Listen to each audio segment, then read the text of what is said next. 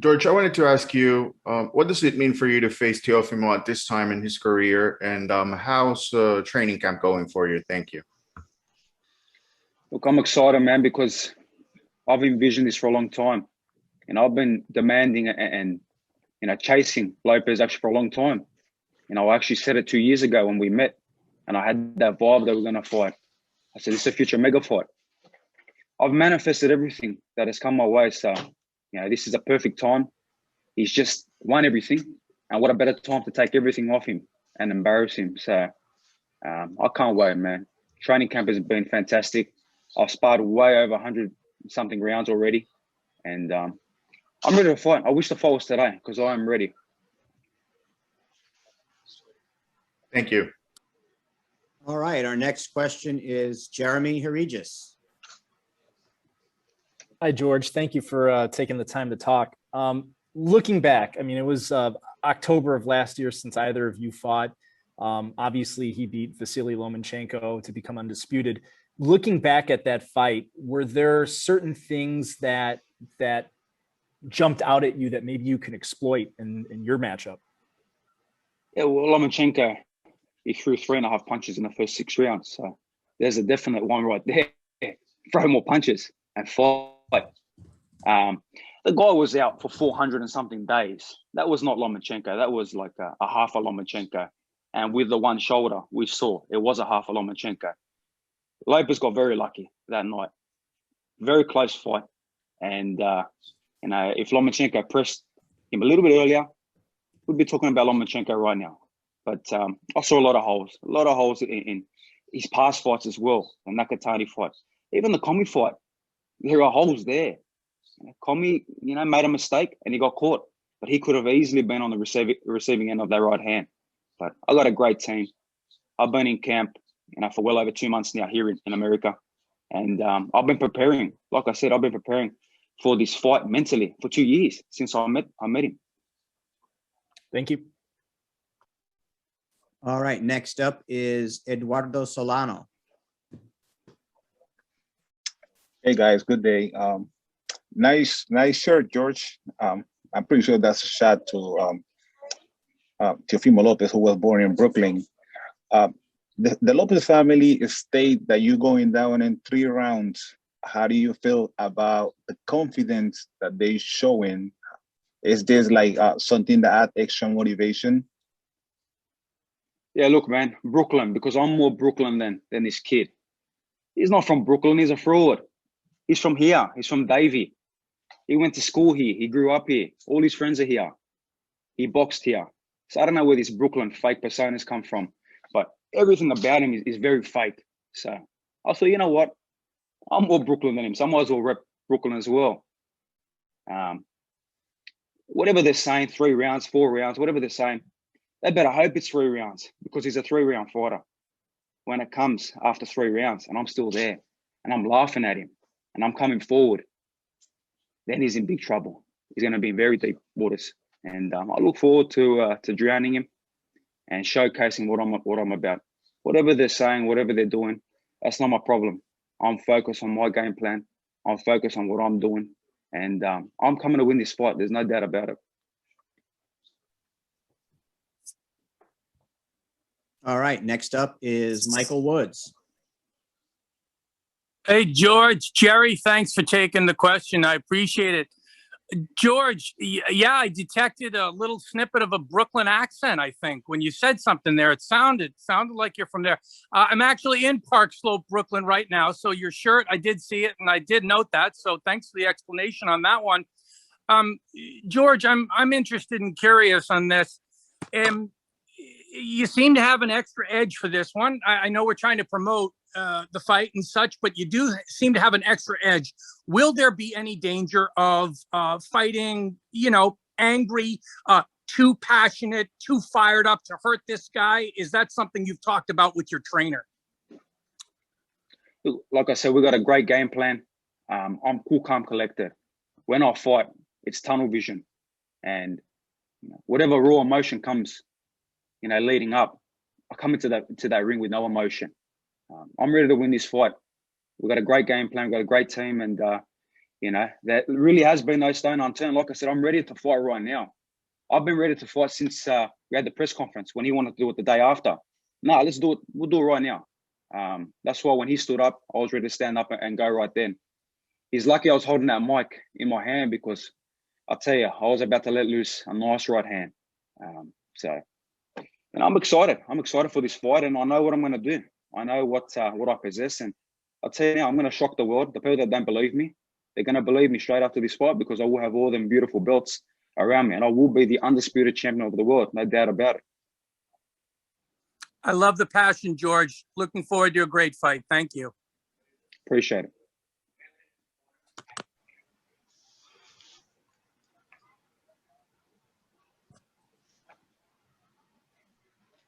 Hey there, George. Appreciate you making some time.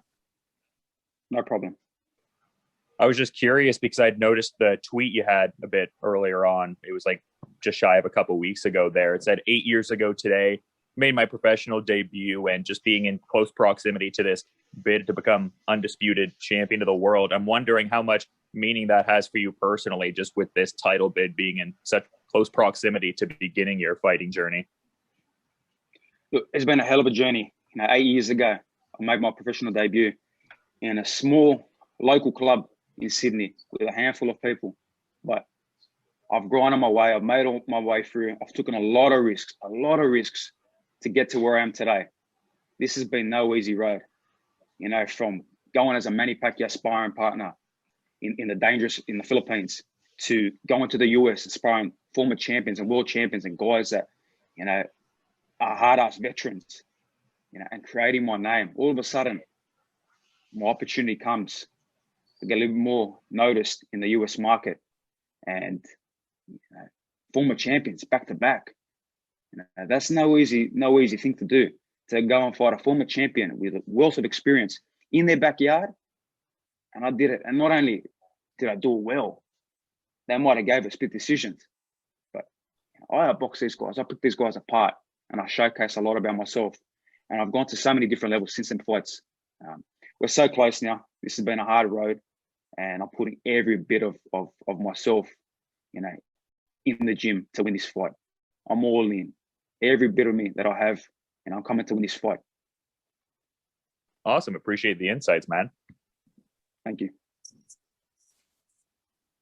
Next up, Nick Noonan. My guy, Nick. What up, George? How are you, brother? I'm doing well, man. How are you? Yeah, very well, mate. Nick Noonan, FightHype.com here. George, I just want to speak a little bit about obviously being based in Miami the last 4 years and explaining to the people around that, you're an Australian fighter but being based in America and not really saying that Teofimo has a home advantage, but you feel in Miami that you will have the home advantage. I want you to have a little bit of a talk about that. Yeah, this is my home. I've been training here. This is where I've been. I know Miami inside out now. This is my home. He's coming to my backyard. Like I said, supposedly he was born in Brooklyn. I don't know if that's real facts, but he's not from Brooklyn. He came to Davie, which we are in Davie right now. So I'm in his old hometown. And I've been leaving my mark in his old hometown. And all of a sudden he moves and goes somewhere else. So really he doesn't represent anywhere. I represent here Miami. I'm representing Brooklyn. I'm representing Sydney, Australia. I'm representing all the Greek people. I've got the whole world behind me. He's a fraud. He's a fugazi. He's got no home. He's a gypsy. He travels. And we've seen him, man. This kid's got no loyalty, no class. And, like I've been saying, he's a fake, and he'll get exposed June 19th.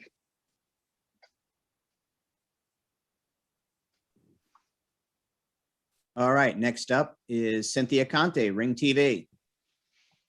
Hi, George. Yeah, the other day we did speak with Teofimo, and can you talk about, he said that in this fight, you are going to be leaving on a stretcher. Has there been any animosity? Did something happen between you two for you guys to hate each other this much? Can you talk about that, please? Look, he can say whatever he wants, but that's the voice of a scared little boy. The guy's a kid. He's not a man. And whatever. He wants to say that, all right, I'll go one better. I'm going to put him in a body bag. I'm coming to fight. I'm not Lomachenko. I'm not Nakatani. I'm not Komi. For some reason, I'm afraid of you. I don't fear you one bit. And he saw that firsthand in the press conference. He saw that the day after at the Jake Paul Ben Askren fight when we went head to head. I'm in his head. I've been in his mind for a very long time. And, he's got what I want. Whatever animosity he has for myself, no problem. He can have it. But I am coming to take all his belts, and I'm so fired up for this fight. I'm in great condition. I'm ready to fight right now. And he's got what I want. He's got them belts. I'm ready to take them off him. All right, best of luck to you. Appreciate it. All right, next up, Jeremy Herregis. Hey, George. So kind of following up on that, calling him a fugazi, if you can kind of elaborate on that, and kind of, you also mentioned the fight against Comey. Do you think that he's benefited from his power, that his power has bailed him out? Is that kind of what you're seeing, or what is it that you're seing? He's a fugazi. You know what a fugazi is? It's a fraud. Oh, yeah. It's a fake. It's a fake. It's a fake persona. The guy contradicts himself all the time. He says one thing for the cameras, wants to be the good boy, then all of a sudden he says another thing. He done the same thing about Manny Pacquiao when he got asked about Pacquiao. Oh, the guy is he's not real. I can't believe he's going to fight Spence. But 2 months ago he was writing him off and saying, "Oh, who's Pacquiao? Kambosos sparring Manny. Big deal. We'll bash Manny Pacquiao." So he's a fraud. He's a fake. What you see with me is real. What you get is real. The way I talk to the person next to me is the way I'm going to talk to the media. Is the way I present myself in the ring. There's no bullshit with me. But with him, there's always these different characters, what you're going to get. So I just see him as a fake. And, like we saw, I'm going to benefit from a lot of his performance. I've seen the mistakes. The Nakatani fight, so many holes. And we talk about the power. Power against two. All right, he caught Comey with a good shot. But what power did he really show in the Lomachenko fight? What power did he show in the Nakatani fight? And yeah, he's showing power against C-level guys. It's a whole different breed. Hit me with your best shot. Let's see what happens. But when I come back on your ass, then we'll see how you feel. Thank you for the clarification and best of luck. No problem. Thank you. All right, next up, Michael Woods. George, a follow-up to what Jeremy just hit on there a little bit. Before we started the call, I think we heard a snippet of conversation, and you were saying to someone else, I'm interested in putting this guy in a body bag, I think you said. Who are you talking to there? And that level of, animosity, that level of fire, has it been there comparable for any other fight that you've ever had? Every fight I come in with bad intentions. So at the end of the day, like I said, this guy has got what I want, what I've put my body through, what I've sacrificed so much, to be here. You got to remember, I've been in the US already for over 2 months. I've been away from my 2 kids, from my pregnant wife. So when he talks about stretchers and talks about all this fake bullshit, then, okay, I'm coming to fight. I'm a warrior. There's no quitting me. But we have seen this kid quit. We have seen him in sparring sessions, been put down multiple times. I've got a lot of footage, which I might expose today. I might show some footage of him getting dropped again, which no one has ever seen. So he's a quitter.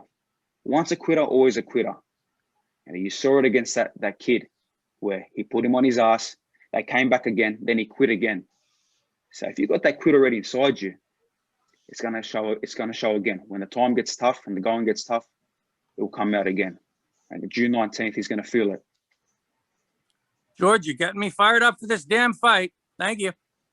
I'm fired up right now. I'm ready to fight. Thanks, pal. All right, next up, James Lupton. Hey, George, hope you're well. Teofimo seems to have one eye on 140 pounds. He's talking a lot about Josh Taylor and moving up. Is that an unwanted distraction to favour your benefit? And also, is there any worries from your end that he may miss weight? Look, he's got so many distractions, man. He's focusing on 140. He's focused on Devin Haney. He's focusing on Javante Davis. Then he's focusing about the issues he has with Top Rank and Bob Arum. You know what I mean? Hey, Bob ain't giving you that fight either way.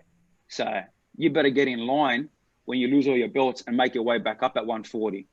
So you think Bob's going to do him a favor? Are you serious? Bob's been talking about Crawford fighting Taylor. So there is no Lopez. Let him focus on whatever he wants. You know, he's got many distractions. I'm only focused on one guy, on one kid. And that's my focus. If he misses weight, then that's his problem. I'm on weight. I'm ready. I'm in perfect condition. And I'm eating well. And I feel great. You saw that photo I put out a couple of days ago. I'm a lean, mean fighting machine. You know, he's got a lot of weight to lose still. And make the weight or not, I'm fighting for them belts. That's all I care about. Thanks for your time, George. Best of luck. Appreciate it. Next up, Nick Noonan. George, Nick again, obviously from FightHype.com. Have you seen so much, George? Obviously, you know your opponents backwards. Have you seen a lot change, obviously, about this kid that you refer to in Teofimo Lopez after Lomachenko? Like it was like he won the lottery and changed a lot. And what message have you got for his father, who's been quite vocal about you lately as well? I got a message for his dad. Fuck you. I don't care about his dad. His dad's a nobody. Never had a fight in his life. I mean, I don't really give a damn about his dad. And like at the press conference when he said something, I said, you're going to be a joke. You're going to be an embarrassment. The whole world sees him as an embarrassment anyway. Look at the comments when he says something. Look at social media. The guy's a laughing stock. So I don't really care about his dad. If he's got a problem, my dad's here too. So him and my dad can have a crack. But I'm focused on taking out Lopez. And there has been a lot of change. You can see it. Every time he's doing a bit of boxing, he's showing something. He's looking around. He's saying, where's the cameras? Quick, let me make sure there's a camera around to showcase myself. He's in the stars, but it's all going to come crashing down June 19th. What a hell of a story. You won all the belts against an injured Lomachenko who hadn't fought for 400 and something days, a small little Lomachenko, an old man. And all of a sudden, you lost them all to the Aussie. All the belts in one go. Can you beat that story? I don't think so. And also, George, how does it feel being an Australian fighter and to somewhat not getting the recognition that you deserve compared to other domestic fighters in this country? And obviously, you knowing and we knowing, the real media, that you're the forefront of boxing behind this nation. How do you feel about that? Look, I'm the face of boxing in Australia. The mainstream media, if they're going to support me, they'll support me. I got a little bit of it, but at the end of the day, Australia is not the mecca of boxing. You want to make it big, this is the place to make it. And I'm getting a lot of media here in the US, and my name is growing every bit. Every single day it's growing more and more, but I don't focus on that. I focus on what I got in front of me. Lopez focus on that. He's on the media. He's focused on being a showman, on what his entrance is going to be, on what he's going to do on fight night. I'm only focused on taking this kid out and dismantling him. All right, thank you, Nick. Próximo es Jose Rodriguez de Deporte Total. Thanks again. George, you talked a lot about early on in the call about your team. So I wanted to know a little bit more about how camp is going, but not in terms of what you have been working on, but the message from your team that it seems like you're so confident. And I believe it's probably because of your team and you believe the work that you're doing right now. So can you talk a little bit more about your team? Who's with you? Who's next to you? Who's talking to you constantly and just making you feel comfortable before the fight? Thank you. Look, I've got a great team. You know, my head trainer, Javier Centeno. You know, my assistant trainer, Mick Akaway, who we brought in from Australia. You know, they're with me nonstop. I got my father, who first time in Miami, and he's been with me from day one. He's been by my side. So having that calm voice with me this whole time. I tell you, I'm firing in so many different levels. I got my manager, Peter Khan, who's the best manager in the world. You know, I got a fantastic team here. No egos. We are just focused on one mission.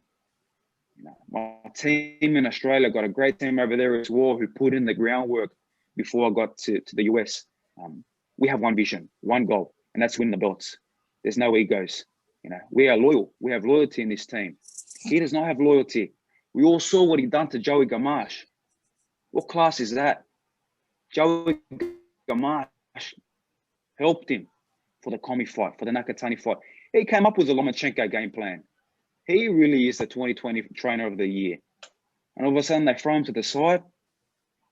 Joey, mate, you want a spot on our team? You're more than welcome, mate. Because we show respect to our trainers, to our people that help us get to the top.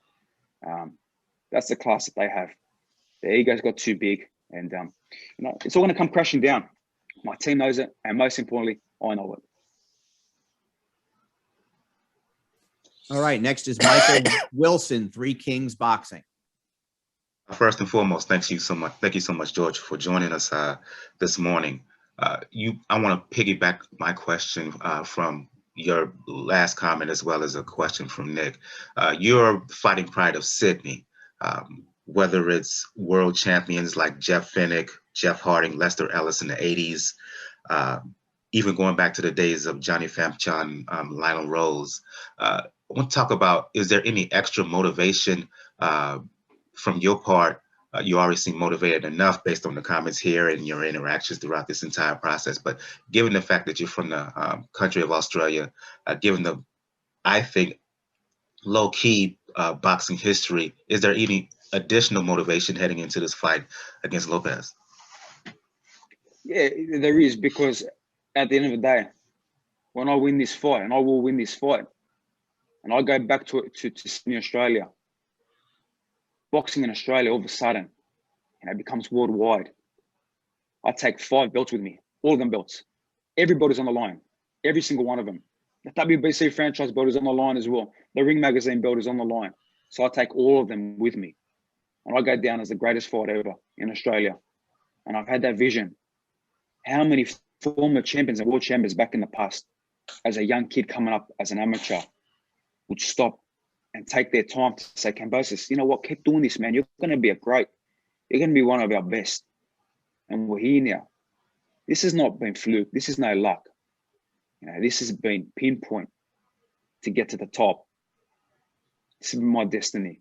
With hard work, dedication, I've sacrificed so much, been away from my family for so many camps, to get here. So this is huge for Australian boxing, and I feel the motivation as well. I got a lot of motivation, but that is big as well, to go down as the greatest ever from Australia, and also Greece as well. Proud British, very important to me, and I represent both flags. So massive for both nations. I've got two nations on my shoulders, and best believe they're coming with me. Thank you so much, and best of luck on the 19th of June. Appreciate it. Thank you. Thank you, Michael. Next up, Michael Woods. Follow-up question, George. You piqued my interest when you talked about your dad. Your dad, you said, would be happy to take a poke at Teofimo Sr. Give me a little lowdown on Dad. Does he have a fighting background, street fighting or professional fighting or anything? And then what do you think happens in that fight? And I got to tell you, I got to warn you, Triller will do something irreverent like that. They might book that damn fight. So watch out. Tell me about that one, please. Oh, well, he's ready, man. He's been training in here with me. He's been putting in the work as well. So, if Lopez Senior wants to have a crack, then Jim Kambosos is ready to go. We're warriors, man. We're bred different blood, and this is no joke. This is no fake. We're not fugazis like them. We got class, but like we saw in the press conference, Lopez want to get up. Well, we'll get up too, and let's have a crack. And the same, if Lopez Senior wants to talk a bit of crap, Jim Kambosos will be there as well. Maybe Triller does put it on the undercard. Yeah, or for the next one, or for a rematch, or what have you. What is your father's fighting background? Has he been a fighter? He's a fighter, man. He's a fighter through and through. So Lopez Senior better be careful. Better not open his mouth too much, because shit might pop off. All right, Peter Kahn can book it for next time. Thanks, George. All right, next up, Dylan Boker. Hey there, George. I was just noticing some of the pictures you had there from the last Triller card with guys like, Rick Ross and Snoop Dogg, and we have certain artists like Meek Mill performing on this card. I'm kind of curious what your thoughts are on the live music integration with just, the combat sports dynamic there. Yeah, it's awesome, man. It's going to bring so many more eyes to this event. So many people are going to want to tune in because they're going to want to see the music acts. And then all of a sudden they say, well, I want to watch this fight. Let me just research a little bit about this fight if they don't already know. And they're going to see what the build-up's been like. And they're going to become fans of not myself and Lopez at that stage, but of the sport and what's about to go down. And they're going to tune in. And that means more eyes on the sport. When we've got more eyes on the sport, it's a good thing because it brings more into it. You cannot bag what Triller are doing. It's not cheap to book these guys to get these artists in, but they are bringing them in because at the end of the day, it's going to benefit the fighters. They're going to tune in to watch us, and they're going to tune in to see me shock the world. Yeah, definitely lends a unique vibe for sure, and just appreciate the time, man. Thanks. Next up, Nick Noonan. Yeah, last question for me to follow up on that, Dylan, too, George. And what does it mean for you? I know Triller, they've switched the date. We've obviously gone forward 2 weeks, an extra 2 weeks of preparation. But now the crowd factor that we can get, you guys can get 35 to 37,000 people in there. And what does that mean to you that, that'll be the biggest crowd that you've ever fought in. But how does that make you feel? And I actually had that same question for Teofimo the other day. And what does it mean for you to compete in front of that big crowd? Yeah, look, it's fantastic. Who doesn't like a stadium fight, especially being the first fight, at this beautiful stadium. It's great, man. And the date changed, no problem. I waited my whole life for this opportunity. So 2 weeks is nothing for me. I've been ready. I'm ready right now. I'll be ready in when the time comes, June 19th. So, I know I've got a lot of support here too. I've got a lot of people from Miami that are coming to support me. I've got a lot of people from the US. It's crazy because how much messages I get on social media about how much they don't like this kid and how much they want me to humble him and put him away and get rid of him. And I'm happy to be that man. His own people, his own, the Americans don't like him because they can see through that fake persona. They can see it. That's why I'm getting a lot of support. And there'll be a lot of, I'm sure there's going to be a lot of, Aussies who are living in the US there as well. And there's going to be a hell of a lot of Greeks as well. We've got a lot of Greeks in the US and a lot of them hit me up and they're all coming. So them flags are going to be represented around the world in the stadium. And George, you speak about him being a kid. Do you find him, compared to other fighters that you fought before, that he is quite immature compared to some of the seasoned veterans that you have fought? Yeah, look, he's an immature kid. Was he 22, 23? I don't even know if he's got hairs on his balls yet. So he's a little kid, man. And the way he carries on, he's dancing, his music, he's playing, he's doing all this cringy shit. He's very cringy, man. Just seeing some of the stuff he does, it's just like, really? But, whatever he wants to do, that's no problem. Let his distraction be about him doing what he's doing. I'm a man. I'm coming to fight. And I've been in there with, especially my last 2 fights, veterans, guys that are experienced.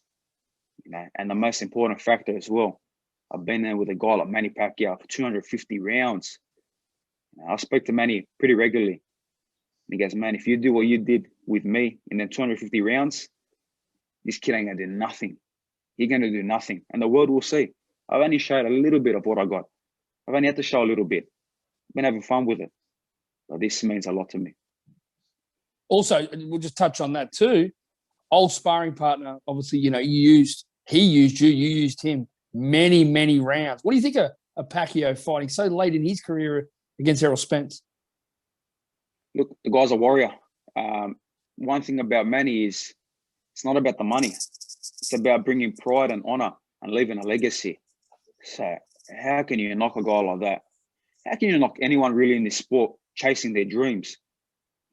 Trying to be great. If 10% of the world, try to be great and said, forget what anyone says, I'm going to go achieve whatever I can and not worry about people, then you know what? The world will be such a better place. But Pacquiao's a legend of the sport. And it's funny because I saw Lopez, Talk about Pacquiao saying, "Oh, the guy's not human. He's not this." I've been in there with that guy who's not human 250 times.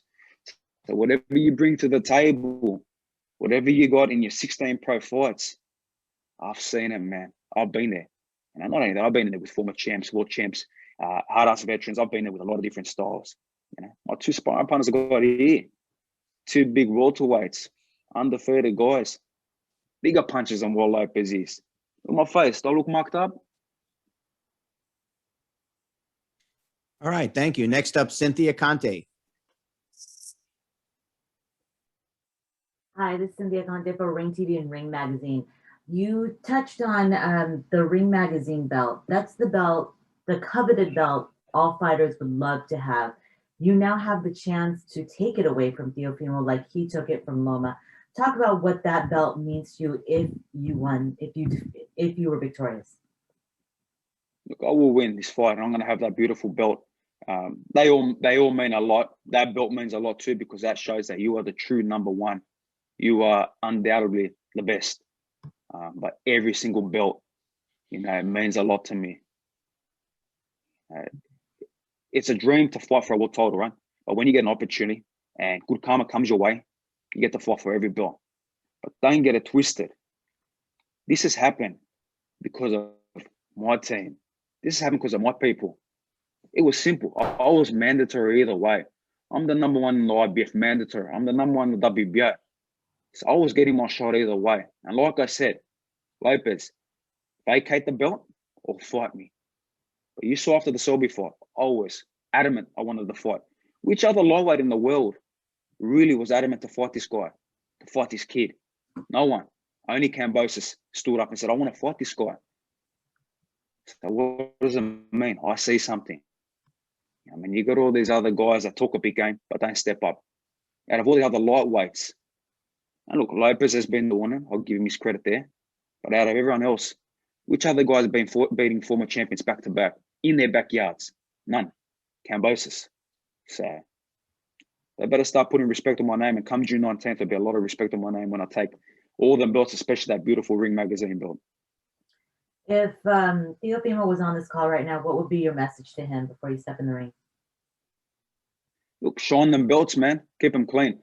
The sanctioning bodies give you brand new belts. But no, I want his belts. I want the belts that he has. I want to take them all off him. You know what you're coming up against. You saw exactly what you're coming up against. You glared into my eyes and you couldn't take it. I could see the fear in your eyes. You don't want to be here. All the fancy stuff, all the dancing is to distract you from what's coming. So keep being distracted. Keep having fun with it. And like you say, we're having fun with it. We're here for war. I'm coming straight at you. Wow, best of luck to you again, and please be both of you safe, can't even stop. Stay safe in the ring, because I know you guys are bringing war to us. Thank you. Thank you. Thank you, Cynthia. And our final questions are from Rigo at Pheno Boxing. And George, thank you so much for taking the time. Wanted to ask you, obviously, Teofimo Lopez had a great fight against Lomachenko. He says he pretty much dominated that fight. A lot of people say it was a close fight, but can you take anything away from that matchup? And do you see any holes in Teofimo's game? Yeah, he had a great half a fight because Lomachenko didn't want to throw a punch because he had one shoulder and he was out of the ring for 400 and something days. And he's a little guy. He's a real small little guy. Good little guy, but small. It's different size, different kettle of beast, different breed. We saw the mistakes. As soon as Lomachenko started pressing the issue, started putting him back, that's all he did. He went in back lines, and we got a lot of artillery, hell of a game plan to destroy this kid and show him for the real fighter he is, the fake that he is. Now on fight night, June 19, what would be the perfect victory for George? Just win by any means necessary. Let me tell you something. It only takes 3.5 pounds of pressure. I saw him talking about these points on your nose or these pressure points. What are you, a doctor now? let me tell you something. Let me give you some advice. It takes 3.5 pounds of pressure on the right spot, on the flesh and blood and bone, on the right spot to put you to sleep. And I'll tell you now, I'm possessing a hell of a lot more than 3.5 pounds. So victory will come by any means necessary. But when you talk a big game and you say certain things, Team Lopez, sometimes it comes to bite you in the ass. And I'm sure it will. Now, you guys gave us an exciting initial press conference. Are you expecting there to be fireworks all during fight week? Not only you, but now you mentioned your dad fighting his dad. Do you think we're going to see something we don't see in a typical fight week? Hey, look, I got some more people coming too. So if they want to kick off, let's kick off. We're fighters, so whatever way they want to do it. If they want to kick off, no problem. But we are tunnel vision. We are focused on June 19th. One vision, one focus. But we'll see. We'll see what happens fight week. Could be a lot of fun. And for me, fun is combat. I love conflict. Like we saw at the press conference. Conflict is second nature to me. Not many people know. Well, some people will know, but I was bullied as a young kid. And this kid's a bully. He wants to stand on top of everyone. He wants to bully people. He wants to get up and take his shirt off and show himself, right, as the bully. But I've dealt with that in the past as a young kid. I've built my way up. And when the bully, when you go head to head with a bully and you put him back, then all of a sudden we see what happens.